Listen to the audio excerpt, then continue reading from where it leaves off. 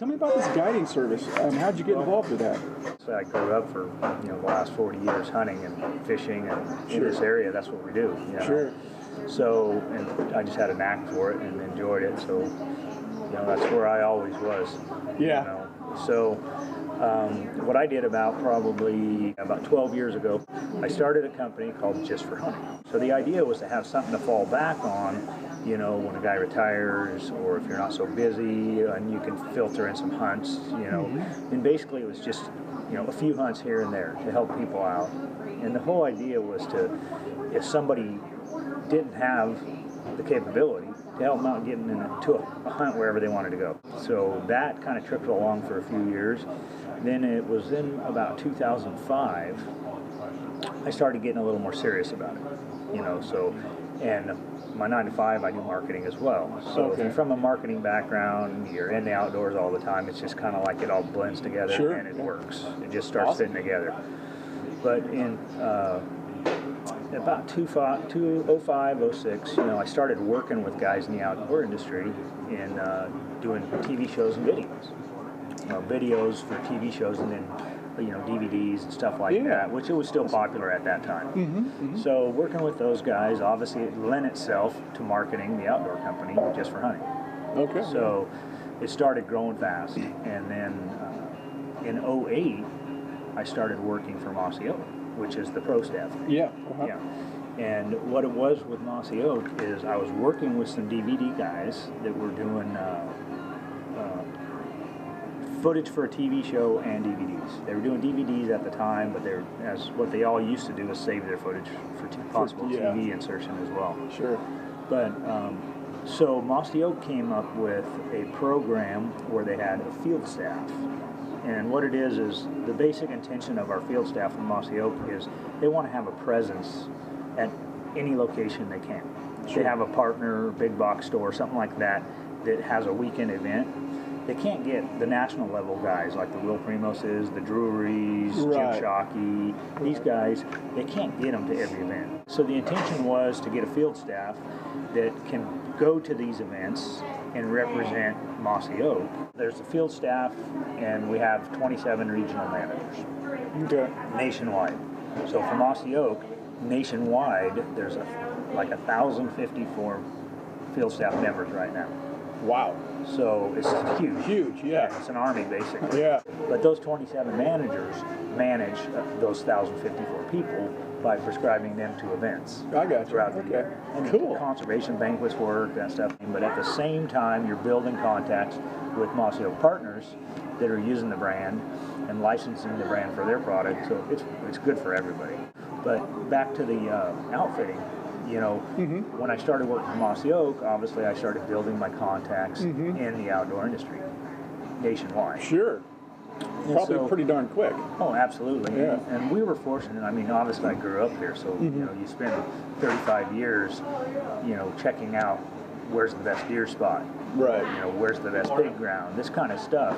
So with that, we had developed relationships with landowners to where we can start either leasing ground or working a management program for them on their ground. Right. Showing them a resource for the animals they had. So for the landowners, we show them, we give them a program that shows them a continued revenue and resource. A lot of guys will go out and, they lease a piece of ground. They have a set value for it based on whatever the size is. So with that set value, they pay a lump sum. So they're obligated to go out and make their money back. Gotcha. To regain what their investment is. Sure. Well, with that, they go out, and it doesn't matter if there's animals there to harvest or not. They go hunting. We work kind of different than that. Every one of our properties, we offer the landowner a 3-year program that shows how we're going to manage the wildlife to where it's still going to be there when we're done. So at 3 years, if he doesn't like our program, he could pull out and lease it however he wishes, and there's still going to be a value to the land. We haven't gone out and basically nuked all the animals. Right. And if they're not there, we don't hunt them. We've been fortunate enough to establish enough acreage here in the North State, and we run all of our own hunts here in the North State, but we book worldwide. Yeah, I saw that on the website. We send folks to Africa, giant bluefin tuna in Nova Scotia, stuff Right. like that. It's awesome because, you know, we get, if somebody calls up, or they go to our website, or if I'm at a show doing a seminar or something like that, they can say, hey, yeah, I want to go to Colorado and hunt elk and mule deer with a bow and arrow. I'm like, okay, we have an outfitter there. We'll set you up. You know? So it's like a one-stop shop, but we run all of our own ground here in Northern California and in Mexico. We have a 70,000 acre ranch in Mexico. Yeah, I saw that. Yeah, we do desert bighorns, desert mule deer, and coos. Yeah. And javelina, you know, are there as well. But, Predators probably. But so it works out pretty well. But the program we do is basically to manage the animals so there's a continued resource, and that's where we differ from most outfitters. Yeah. And most landowners, once we get involved with them, they really like that program because we don't. I mean, even though we're leasing a piece of ground or managing a piece of ground, we never alienate the landowner or his family. You know, we incorporate them to the program because obviously it's their land. I mean, they can come out if they want to go hunting.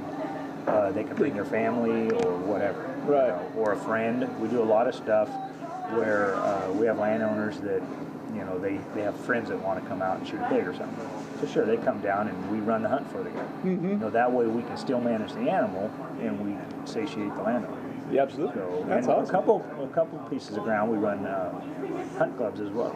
Okay. So we're able to run these hunt clubs and outfit at the same time, guiding people, and still have enough animals for everybody.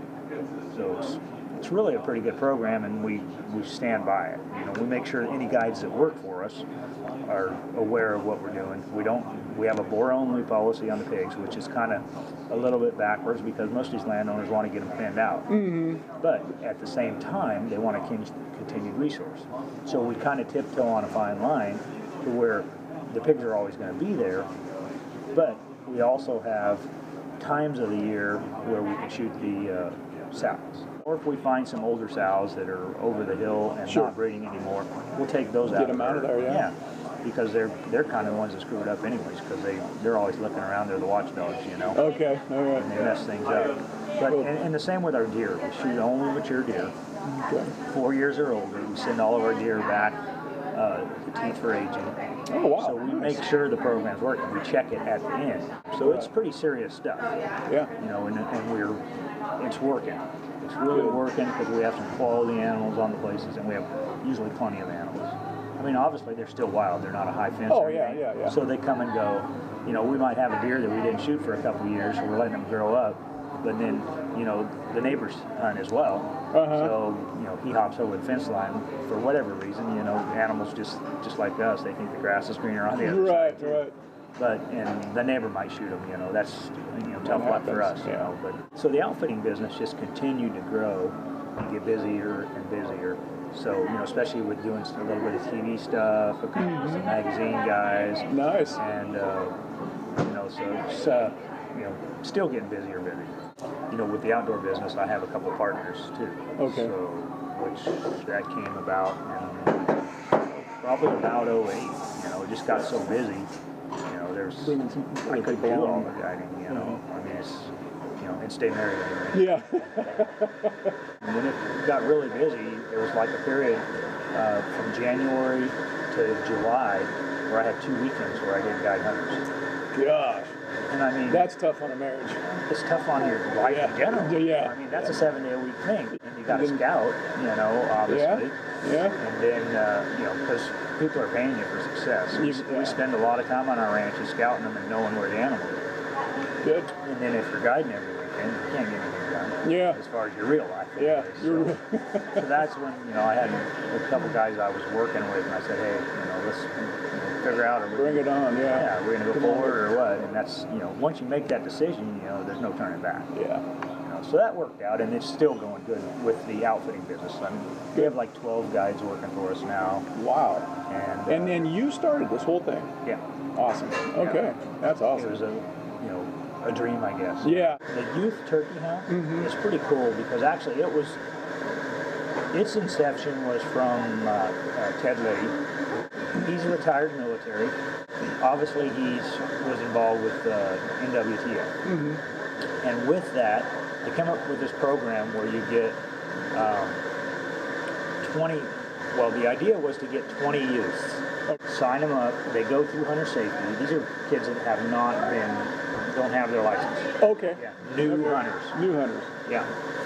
It works through NWTF. Okay. They call it a Jake's program. And so Cool. his intention was to get 20 guys. We put them through a hunter safety. Ted gives them this hunter safety course. And then we have a turkey seminar, we call it. And we give them kind of some basic overview of turkey hunting and how it works. You know, the decoy part, the calling, you know, show them what we're going to do once we get into the woods. Cool. Then we have some shotgun training with them, which happens out at the Reading Gun Club. Okay. Yeah. So they go out there, they shoot at a turkey target, and you know, check the shotgun, so they know what's going to happen when they pull the trigger. Right. Yeah. Then we have what we call hunt leaders. You know, and hunt leaders are what are capable people that are turkey hunters or turkey callers, whatever, but they know what's going on, so they're with this youth.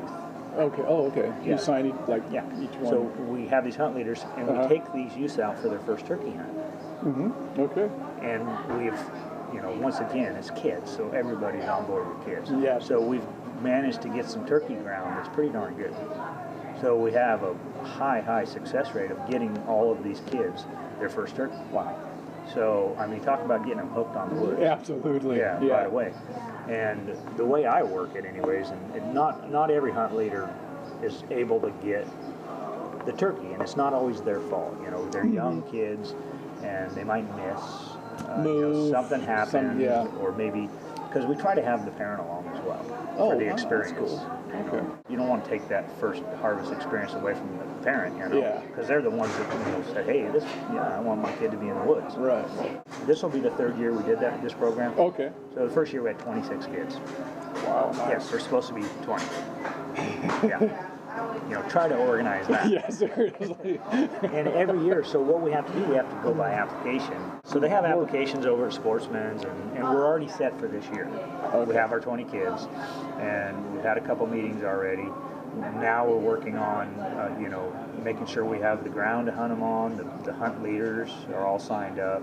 And we actually have liability insurance through NWTF for all the landowners. Wow. So we protect everything.